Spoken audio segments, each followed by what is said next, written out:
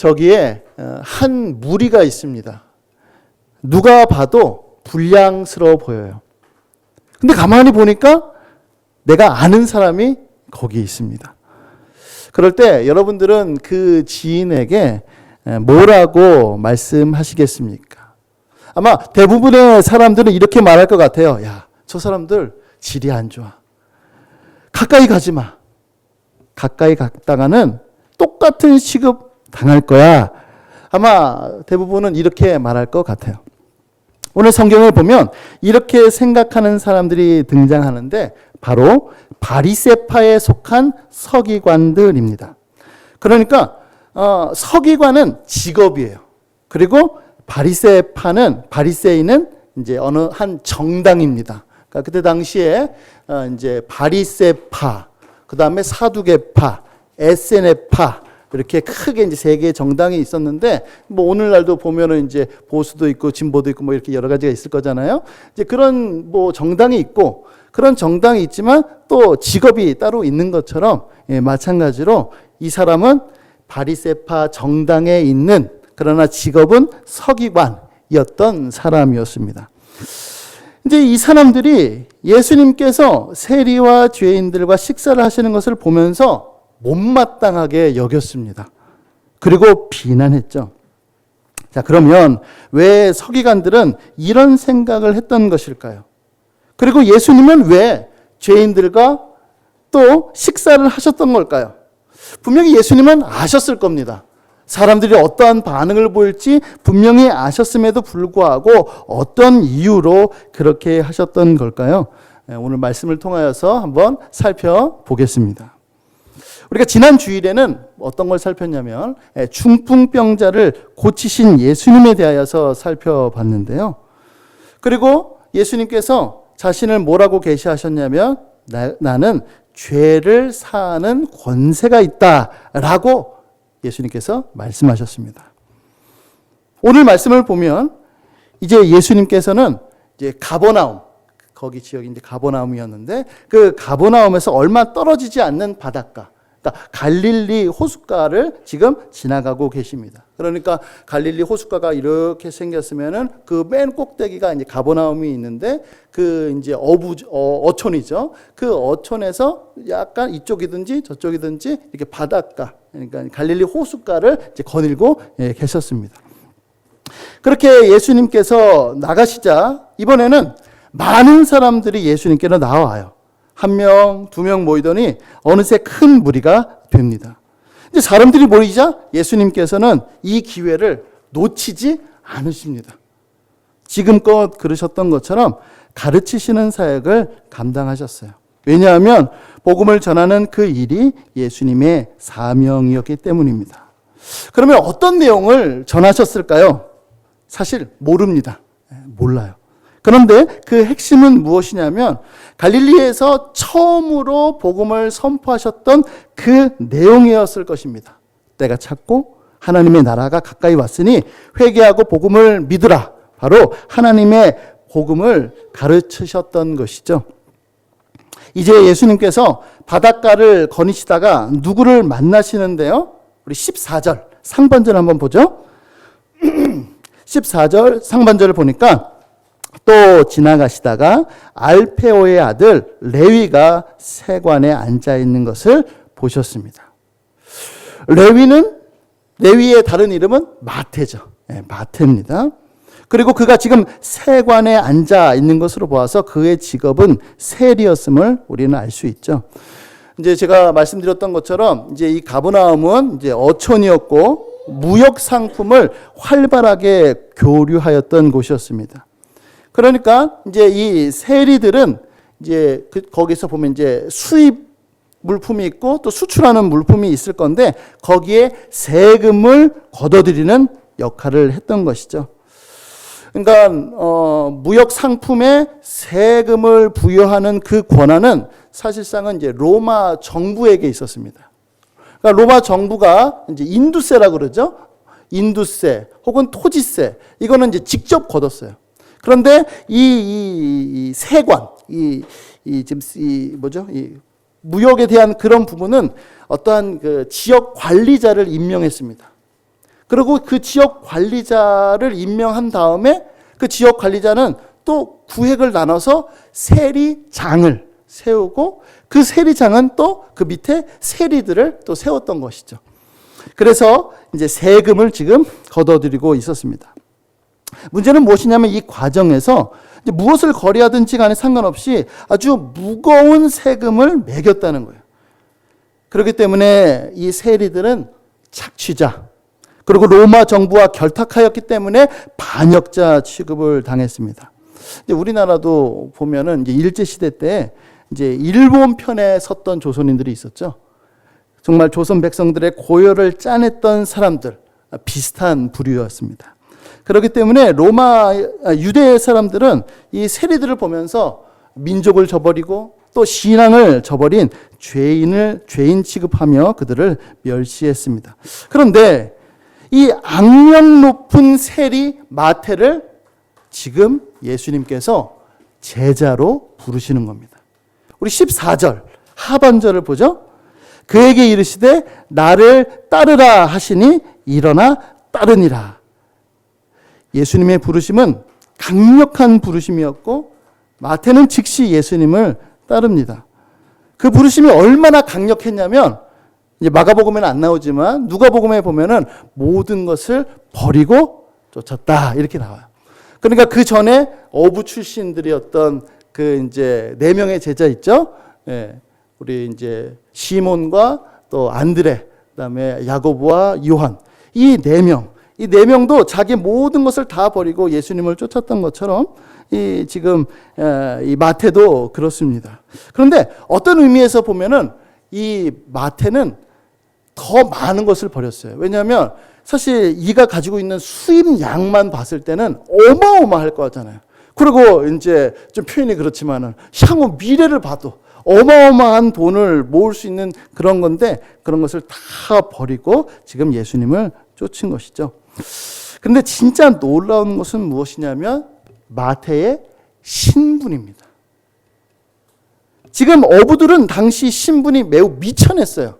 그러니까 별 볼 일 없었습니다. 소위 엘리트 그룹도 아니었고요. 사람들이 봤을 때 와 대단하다 그러한 사람들이 아니었어요. 그러나 죄인 취급은 받지 않았습니다. 반대로 세리는 부는 가졌을런지 모르지만은 종교 지도자들 뿐만 아니라 일반 사람들 역시도 그들을 싫어했어요. 그 싫어한 사람들, 그러니까 민족의 철천지 원수와도 같이 여겼던 그 인물을 지금 예수님께서 부르고 계시는 것이죠. 여기서 우리는 한 가지 짚고 넘어가야 될 것이 있는데요. 그것은 무엇이냐면 이 마가복음, 지금 이제 마가복음을 쭉 다루고 있잖아요. 이 마가복음의 중요한 패턴입니다. 그건 뭐냐면 마가복음을 딱 보면은요, 예수님께서 복음을 전하세요. 뭐 가르치셨다, 혹은 말씀을 선포하셨다, 이렇게 내용이 나오는데 그렇게 하고 난 다음에 어떤 행동을 하십니다. 그래서 이 가르치시는 것과 어떤 행동이 매우 밀접하게 연관되어 있음을 알 수가 있어요. 그러니까 어떤 이제 그 회당에 가죠. 회당에 들어가셔서 예수님께서 가르치십니다. 근데 가르치시는 내용은 언급을 안 해요. 몰라요. 그런데 그 가르치신 이후에 바로 귀신 들린 자, 그 사람의 그 몸속에서 귀신을 쫓아내시죠. 권위 있는 말씀.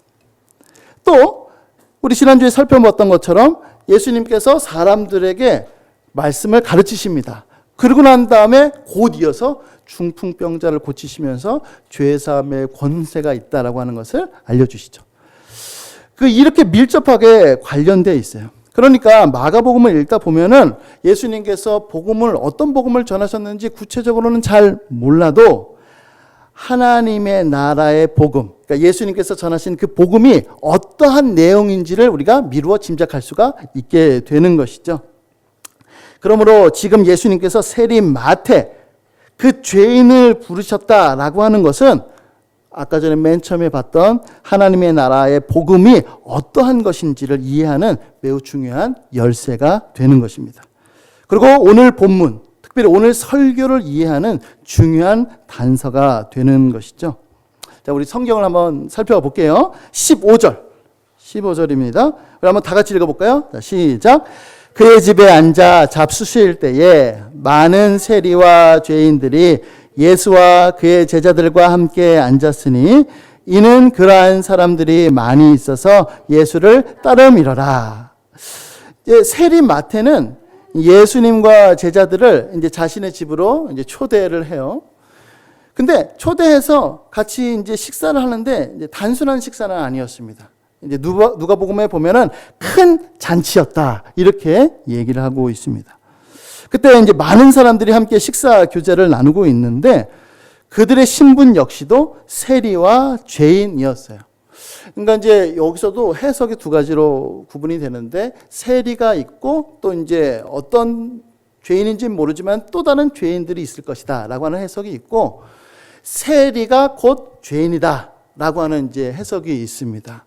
그러니까 이제 세리는 곧 죄인이고 또 죄인은 곧 세리고 이제 이런 식으로 이제 해석을 하는 것이죠. 뭐 어떤 것을 택하든지 간에 지금 이제 중요한 것은 무엇이냐면 예수님께서 죄인들, 세리들과 함께 계셨다라고 하는 사실입니다. 이 광경을 지켜보던 사람들은요, 다시 한번 놀랍니다. 왜 놀라냐면 예수님의 그 행동, 아니 마태 한 사람, 그 세리, 철천지 원수와 같은 매국노와 같은 그 사람만 불렀으면 그래 뭐 어쩌다 한 번이니까 그럴 수 있는데 지금 어마어마한 무리들과 지금 함께 계시는 거예요. 그리고 그들과 지금 식사를 합니다. 사람들은 아니 지금 식사를 한다고? 여러분 오늘날도 식사 아무 하거나 하지 않잖아요. 예. 그 우스갯소리로 그러잖아요. 저 사람과 밥 먹었더니 체했어. 그렇죠? 예. 그러니까 불편한 사람, 그런 사람이랑 식사는 안 합니다. 내가 좋아하거나 편하거나 자신과 비슷한 사람들과 식사를 하죠. 이런 문화는 과거에는 더 심했습니다. 우리가 잘 알다시피 조선시대에는 조선시대 양반은 흔히 얘기하는 상놈들이라고는 겸상을 하지 않았어요. 이와 비슷하게 고대 사회에서의 식사는 비슷한 사회적 지위의 사람들끼리 했습니다. 심지어 바리새인들은 일반 유대인들이죠. 일반 유대인들하고는 식사를 안 했습니다. 왜냐하면 이 사람이 지금 11조를 제대로 하고 있는지 안 하는지, 그리고 그가 차려놓은 음식이 의식상, 정결법상 정결한지 부정한지 모르는 거예요. 그러니까 애초부터 이제 차단하고 식사를 안 하는 겁니다. 하물며 지금 당시 죄인으로 여겼던 세리들과 같이 먹는다? 이거는 말도 안 되는 거죠. 그렇기 때문에 서기관들은 지금 이렇게 반응하는 겁니다. 16절을 볼게요. 바리새인들의 서기관들이 예수께서 죄인 및 세리들과 함께 잡수시는 것을 보고 그의 제자들에게 이르되 어찌하여 세리 및 죄인들과 함께 먹는가? 그러니까 지금 일반 백성들도 세리들과 상종하지 않는 판국에 이 바리새인들에 속한 이 서기관들은 이제 그들의 눈으로 봤을 때 이제 못마땅했던 것입니다. 그래서 참 재밌는 거는 예수님의 별명이 이때부터 죄인과 세리들의 친구라고 불려지게 되죠. 여기서 정말로 흥미로운 게 있어요. 이제 뭐냐면 보세요. 서기관들이요. 지금 못마땅하게 여기는 게 예수님이잖아요. 근데 지금 어떻게 하냐면은 예수님께 직접 말을 못해요. 예수님께 말을 못하고 제자들에게 얘기합니다. 야, 네 스승이 왜 그러냐? 이렇게 이제 비난을 하는 거예요.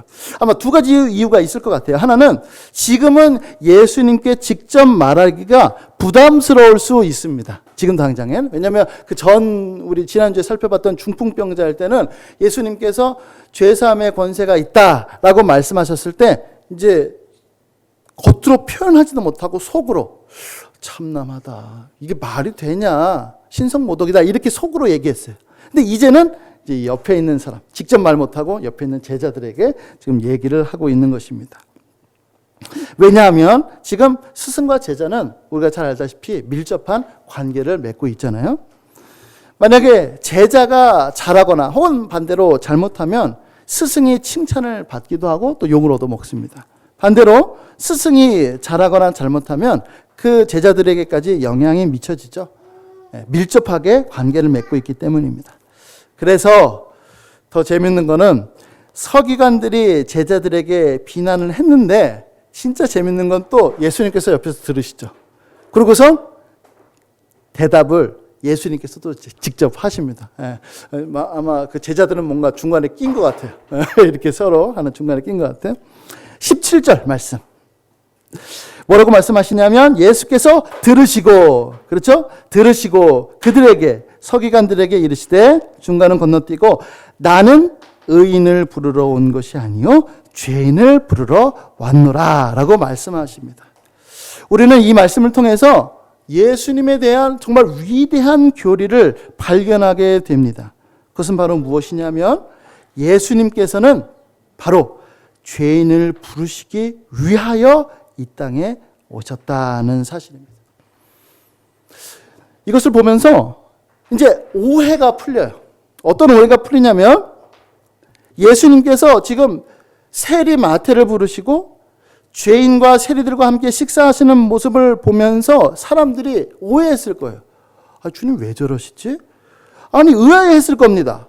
바리새파 사람들처럼 못마땅하게 여긴 사람들도 아마 있을 수도 있어요. 그러나 속사정은 이거였습니다. 예수님께서 그 사람들과 함께 계셨던 것은 그 사람들과 동화되기 위하여서, 그 사람들과 같은 부류가 되기 위하여서가 아니라 그들을 구원하기 위해서 그들과 가까이 계셨던 것입니다. 제가 이제 서두에 한 예화를 드렸죠. 불량한 사람들, 내가 아는 지인이 불량한 사람들과 함께 있어요. 그럼 우리는 이제 너무 성급하게 조언을 하죠. 야, 왜 그 사람들과 함께 있어? 그러면 안 돼. 너도 똑같은 사람처럼 돼. 그러나 지인이 이제 이렇게 대답하는 것 같아요. 야, 내가 이 사람들과 같이 있는 거는 이 사람들을 선도하려고 그런 거야. 이 사람들이 지금 이러한 세계에서 빠져나오도록 도와주려고 하는 거야. 이렇게 말하는 거와 같은 거죠. 예수님의 행동이 바로 이와 같았습니다. 예수님은 죄인들을 구원하시기 위해 그들을 부르시고 그들과 함께 식사 교제를 하셨던 것이죠. 이것을 통하여서 맨 처음에 예수님께서 바닷가를 거니시면서 사람들이 몰려왔었을 때 하셨던 그 가르침의 내용이 무엇인지 미루어 짐작할 수가 있습니다. 바로 예수님은 죄사함의 권세가 있을 뿐만 아니라 죄를 용서하시기 위하여 직접 죄인을 부르러 오신 분이다. 그것이 아마 핵심이었을 거예요. 여기서 우리는 예전에 다뤘던 말씀과 조화를 이룰 필요가 있는데요. 우리 주보 안에 보면 이제 인용 구절이 있어요. 인용 구절 한번 볼게요. 마가복음 1장 38절 말씀. 다 같이 읽어보겠습니다. 시작. 이르시되 우리가 다른 가까운 마을들로 가자. 거기서도 전도하리니 내가 이를 위하여 왔노라 하시고. 여기서 분명히 예수님께서 예수님의 사명이 무엇인지를 말씀하시죠. 바로 전도하는 것이었습니다. 그래서 이 전도하는 사명 때문에 의도적으로 병고침을 혹은 귀신 내쫓음을 받기 위하여서 몰려온 사람들의 요청을 거부하고 그들을 뒤로 한 채 주변 마을들로 가셨습니다. 결국 여러분, 전도란 무엇이냐? 바로 죄인들을 부르는 것이죠. 그러니까 예수님께서 전도하러 오셨다라고 하는 말은 내가 죄인을 부르러 왔다라고 하는 말과 같은 말입니다. 그러므로 복음을 전한다라고 하는 것은요, 공허한 외침도 아니고 실체가 없는 사람들을 위한 어떤 것도 아닙니다. 그러니까 예수님은 지금 죄인들을 살리시기 위하여 그 복된 소식을 가지고 이곳저곳을 다니시면서 죄인들을 직접 찾아가 지금 하나님의 나라로 초대를 하고 계시는 것입니다. 그리고 여기서 예수님에 대한 위대한 교리를 하나 더 발견할 수 있게 되는데요. 우리 17절 다시 한번 볼게요. 17절 중간, 아까 전에 읽지 않았던 거죠. 건강한 자에게는 의사가 쓸데없고 병든 자에게라야 쓸데있느니라. 이 비유를 통하여서 예수님께서는 자신을 뭐로? 그렇죠. 의사로.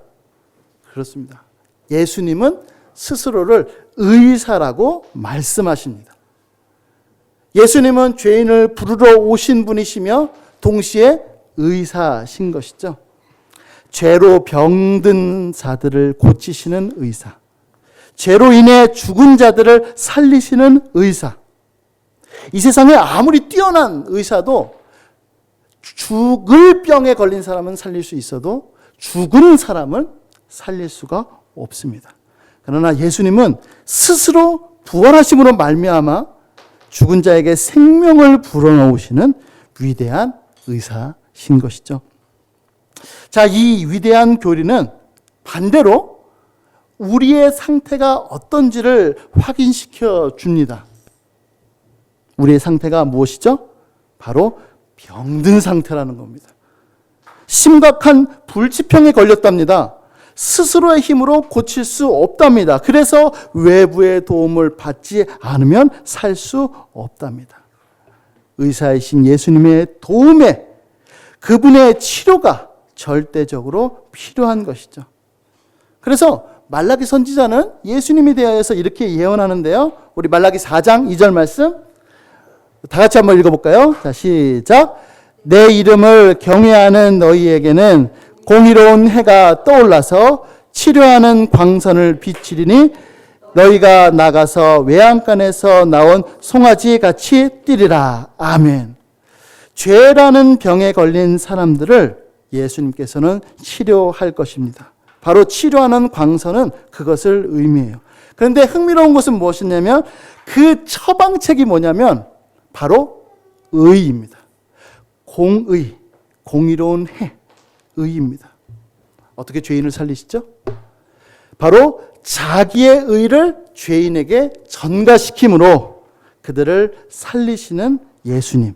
바로 그분은 영혼의 의사신 것입니다. 자, 우리 이제 본문 말씀을 잘 살펴봤어요. 이제 이 말씀을 가지고 제가 이제 몇 가지 적용을 하겠습니다.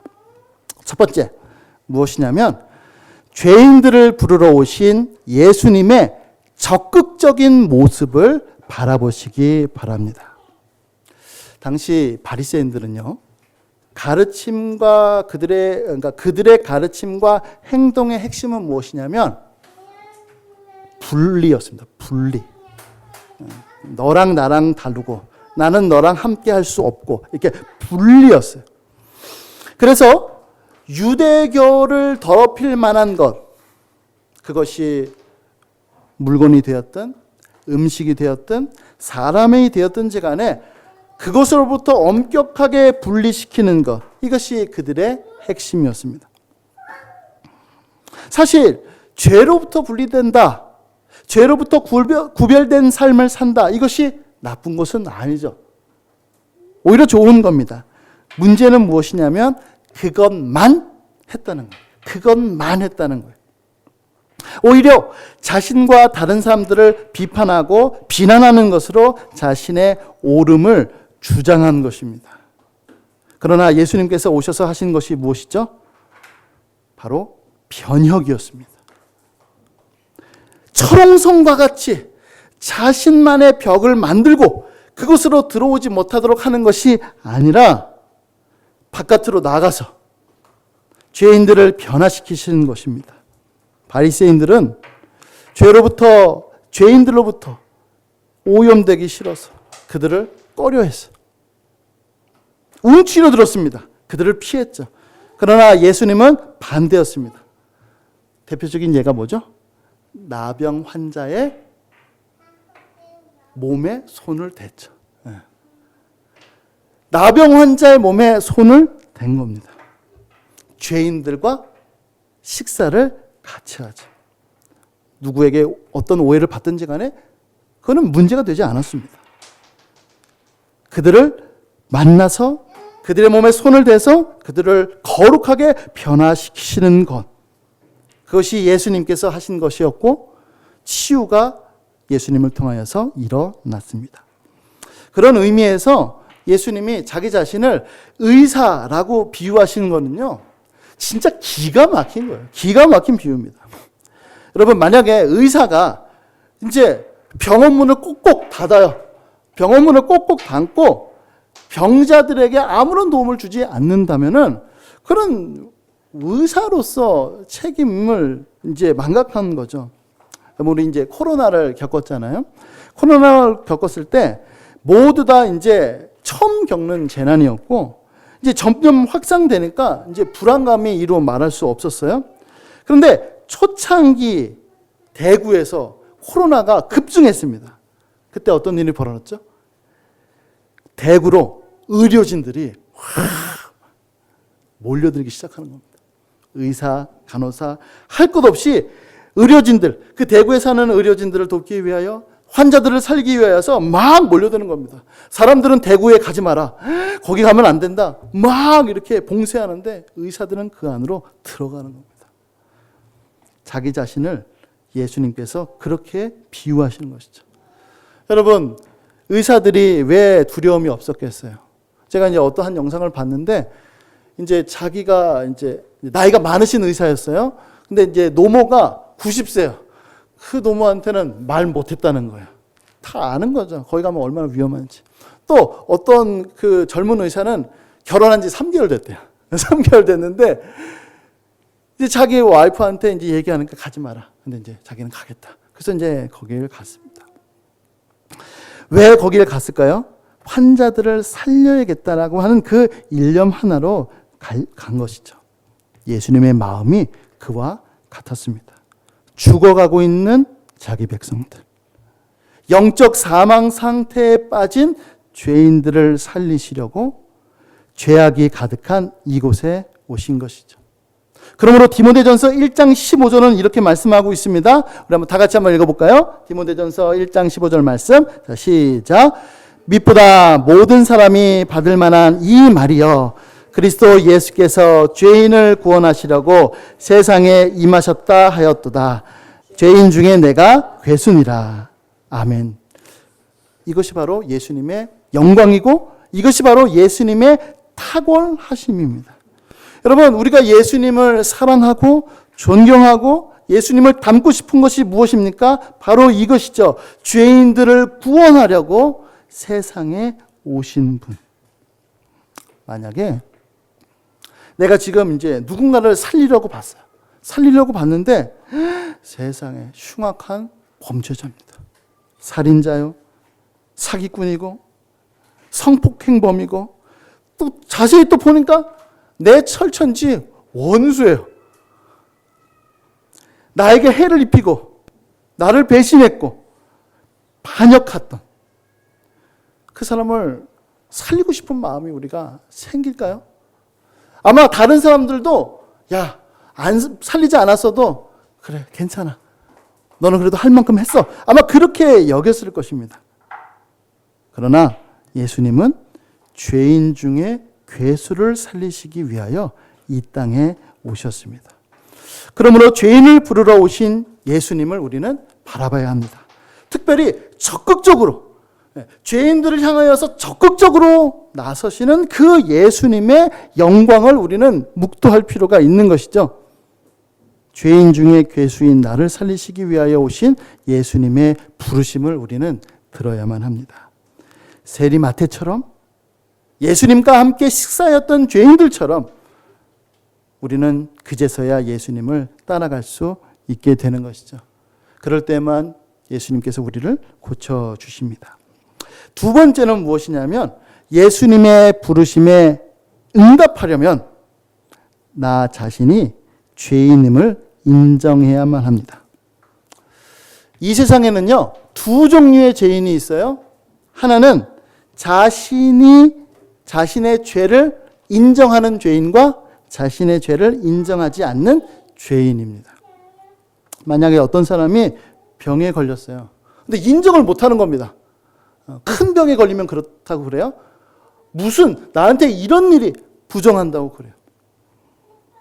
만약에 어떤 사람이 병에 걸렸는데 그것을 인정하지 않으면 의사한테 찾아갈 수가 없겠죠. 찾아가지 않을 겁니다.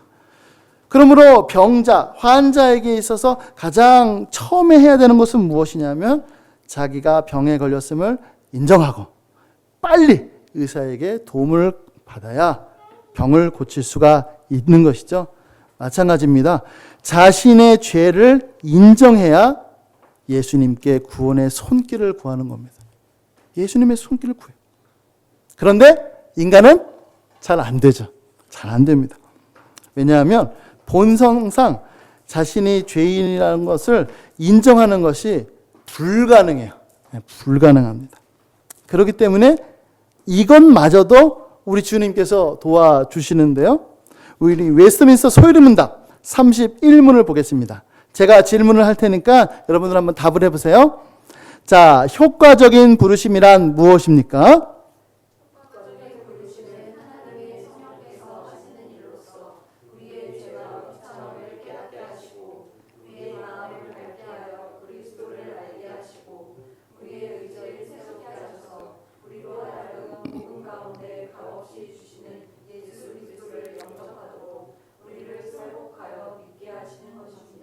좋습니다. 그러니까 예수님을 믿게 하시기 위하여 뭘부터 하시죠? 우리의 죄와 비참함을 깨닫게 하시는 것. 이것이 바로 성령께서 하시는 일이고 이것을 위하여 예수님께서는 성령으로 세례를 베풀어 주십니다. 그러니까 마찬가지예요. 심각하게 병에 걸리면 가장 먼저 해야 되는 것이 의사한테 이제 끌고 가는 것보다는 그 전에 야 이거 심각한 병에 걸렸다.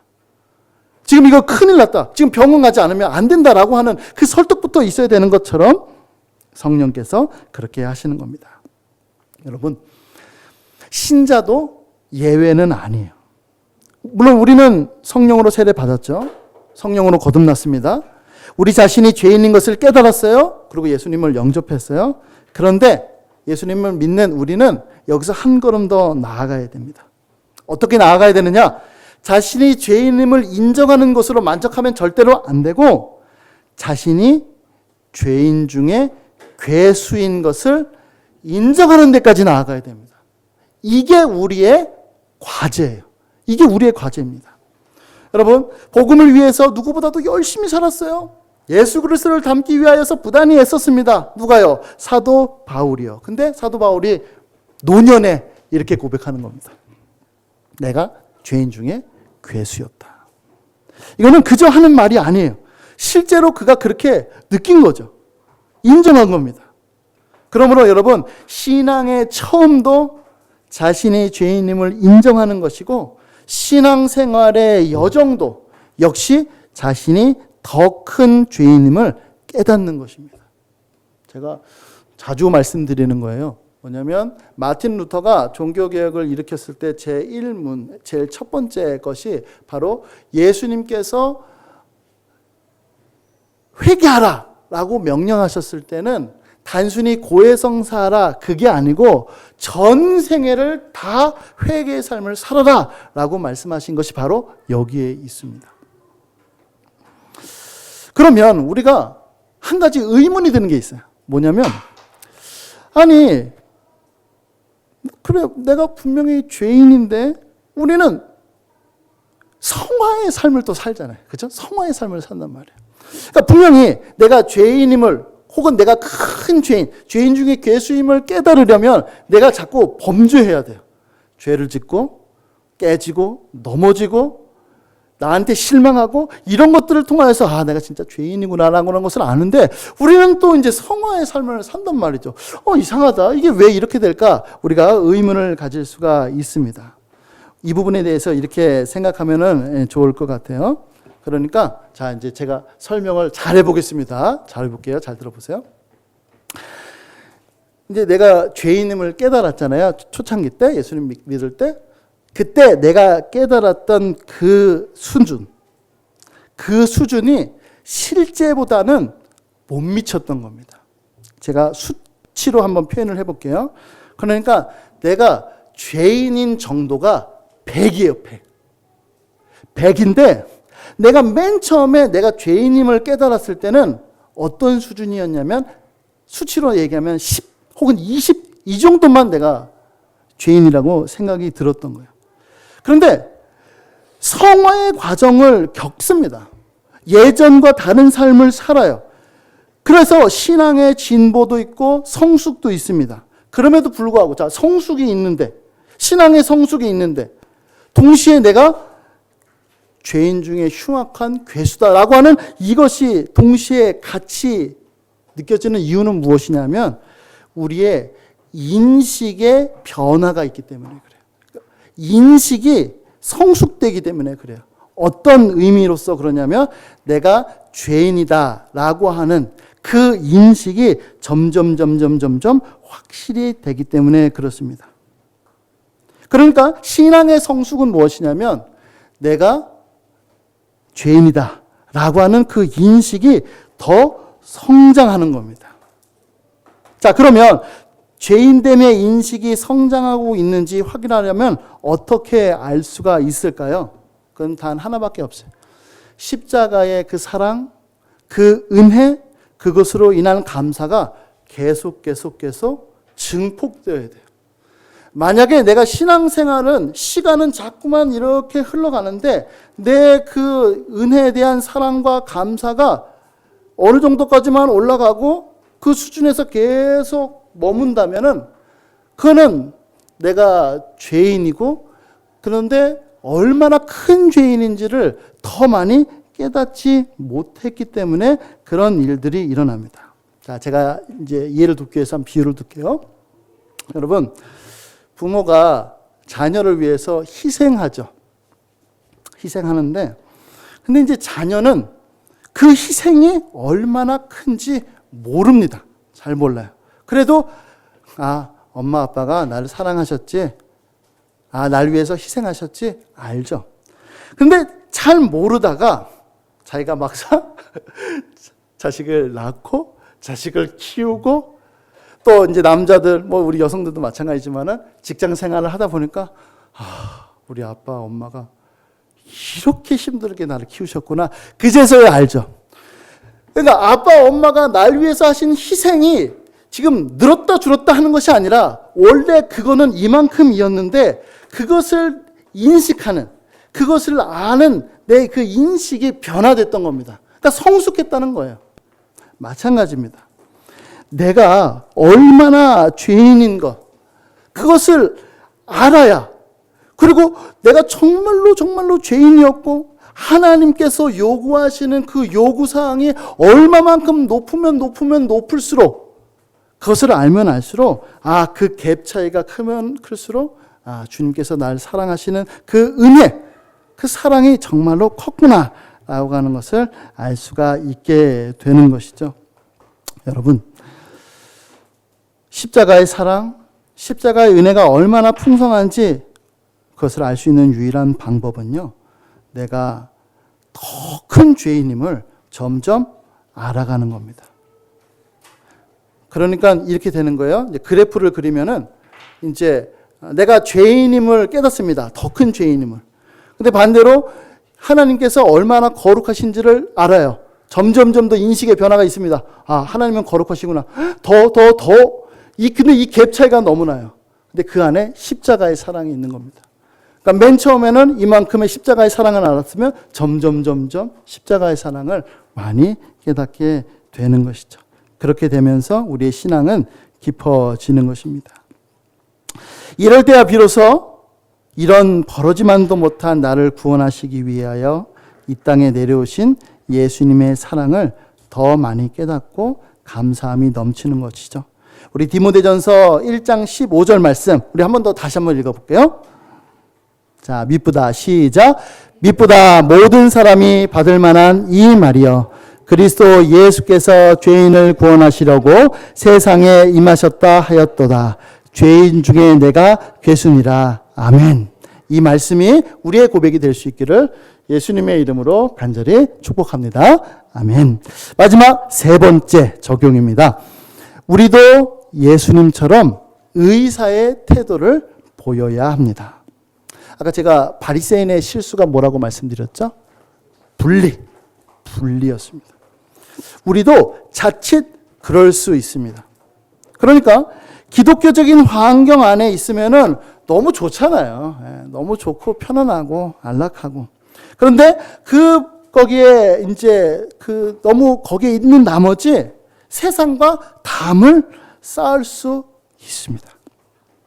예수 믿는 공동체 안으로 들어가서 거기에 안주하고 싶은 거예요. 그도 그럴 것이 저도 충분히 이해합니다. 세상 사람들의 그 사고방식, 그들의 거친 말투를 듣는 게 사실 힘들어요.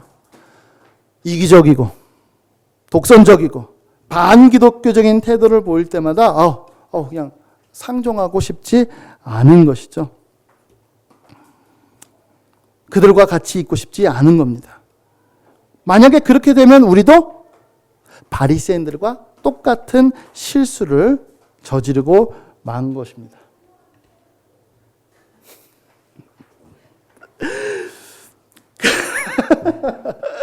그들의 똑같은 실수가 무엇이냐? 바로 세상과 분리된 삶만을 강조하는 거예요.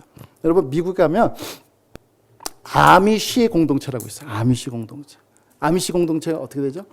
자기들끼리만 사는 겁니다. 그러니까 하나님 잘 믿고 예수님 잘 믿는데 자기들만의 공동체를 만들어서 자급자족해요. 자급자족합니다. 외부하고는 단절해요. 거기는 핸드폰도 없고 TV도 없고 아무것도 없어요. 전기도 아마 없을 거예요. 아무것도 없습니다. 그냥 마치 그 중세 시대로 돌아간 것처럼 그렇게 느껴지는 그 아직도 마차 타고 다니고 그런 데가 아미시 공동체가 미국에 많아요. 그런 삶을 살아가는 것이죠.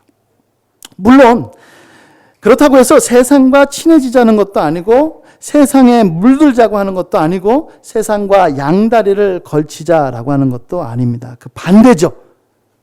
세상 속에 살면서 물론 그들과 구별된 삶을 살되 어둠을 밝히는 빛, 부패하지 않도록 만드는 소금과 같은 삶, 바로 이 세상을 변혁시키면서 살아가는 것, 바로 예수님께서 우리에게 보여주신 모범입니다. 예수님께서 부정한 자에게 손을 대셨어요. 그러나 부정하게 된 것이 아니라 그 자를 정결하게 만드신 것처럼 우리도 예수님께서 부르시고 그 죄인들이 예수님을 따르고 그렇게 예수님께서 세상을 바꾸셨던 것처럼 우리도 주님의 도구가 되기를 간절히 축복합니다. 아브라함 카이퍼가 유명한 말을 했어요. 이런 말을 했습니다. 뭐라고 얘기했냐면 우리 인간 삶의 모든 영역에서 만유의 주제이신 그리스도께서 나의 것이다 라고 외치지 않는 영역은 한치도 없습니다. 모든 영역이 다 그런 거예요. 그래서 이 아브라함 카이퍼는요, 나중에 가면은 이제 그 네덜란드의 그 수상이 됩니다. 목사님이고 신학자이면서 수상이 돼요. 그러니까 우리는 예를 들어서 정치, 연예계 쪽, 이게 이렇게 아니라 정치로 나아가야 돼요. 소금, 세상의 빛과 소금이 되기 위해서 정치로, 연예계 쪽으로 어느 영역이든지 다 가서 예수 그리스도의 향기를 나타내는 것. 이것이 바로 아브라함 카이퍼의 영역 주권이라고 하는 사상입니다. 한 가지 예만 들고 마치겠습니다. 여러분 혹시 그 책 중에서 뜻밖의 회심이라고 하는 책을 혹시 아시나요? 나중에 한번 기회가 되면 유튜브에도 있어요. 유튜브에도 뜻밖의 회심이라고 하는 책이 있는데 그 책은 뭐냐면 이제 어느 한 그 레즈비언이 이제 예수님을 믿게 되는 그 과정을 이제 쓴 책입니다. 이제 그 레즈비언은 굉장히 똑똑하니까 교수였어요. 이제 어느 교수였고 또 흔히 도덕적인 삶을 살았습니다. 그러니까 그가 있던 어떤 커뮤니티, 어떤 이제 그 단체에 가서 굉장히 선행을 많이 했던 그런 이제 사람이었어요. 그리고 그와 같이 있었던 이제 파트너 역시도 마찬가지였습니다. 그런데 이제 한 번은 이제 반기독교적인 이제 글들을 이제 기고했어요. 계속 기고하는데 이게 이제 상당한 이제 반향을 일으켰습니다. 수많은 편지들이 이제 날라오는데 절반은 그녀를 응원하는, 나머지 절반은 그녀를 비판하는 편지들이 막 쇄도한 거예요. 그런데 그 중에 한 편지만은 이게 어느 카테고리에 넣어야 되는지를 모를 겁니다. 누구한테 편지가 왔냐면 어떤 개혁 장로교회 목사님으로부터 편지가 온 거예요. 그래서 이제 그 편지를 보면서 야, 이거는 나를 옹호하는 거야? 반대하는 거야? 이제 헷갈리기 시작하는 거예요. 그러면서 이분을 통하여서 성경을 좀 더 연구해야겠다라고 하는 생각이 들었다고 합니다. 근데 이제 놀라운 거는 뭐냐면 이 목사님이 그녀를 초대한 거예요. 자기 집으로. 자기 가정으로 초대했어요. 그리고서 너는 들어가거라. 초대하고선 두 가지를 안 했답니다. 뭘 안 했냐면은 전도 안 했고, 그 다음에 하나가 뭐였죠? 저 잊어버렸어요. 그거 비슷한 거였어요. 전도를 안 한 거예요. 그러니까 그걸 보면서 내가 이 사람과 대화를 좀 할 수 있겠다는 생각이 든 거죠. 그렇게 그녀가 결국에는 회심하게 돼요. 그래서 어떻게 되냐면 지금은 이제 목사 사모로서 개혁 장로교회를 섬기고 있고 저술가고 강연자로 살고 있습니다. 근데 여기서 하나 우리가 생각해야 될 건 뭐냐면 이 그녀가 즉각적으로 회심했느냐? 아니에요. 몇 번 만나고 회심했냐? 그게 아니라 몇 년이 걸린 겁니다. 그러니까 몇 년 동안 자기 가정에 초대해서 대화하고 끊임없이 그녀를 이제 만난 것이죠. 그와 같은 그 목사님의 행동이 있었기 때문에 그녀가 바뀌었습니다. 마찬가지입니다. 이 목사님이야말로 정말 예수님께서 보여주신 본을 잘 따라 보여준 것 같아요. 죄인을 부르시기 위해 오신 예수님, 바뀌지 않는 우리를 향하여서 몇십 년 동안 우리를 향하여서 계속적으로 설득하시는 그 예수님의 발자취를 걸어왔던 것입니다. 우리 사랑하는 성도 여러분, 또 오늘 참석해 주신 우리 주님의 자녀 여러분, 예수님은 어떤 분이시냐? 죄인을 부르러 오신 분입니다. 죄인을 구원하시려고, 죄라고 하는 질병을 고치시려고 우리를 부르셨습니다. 우리는 그 예수님을 만나야 합니다.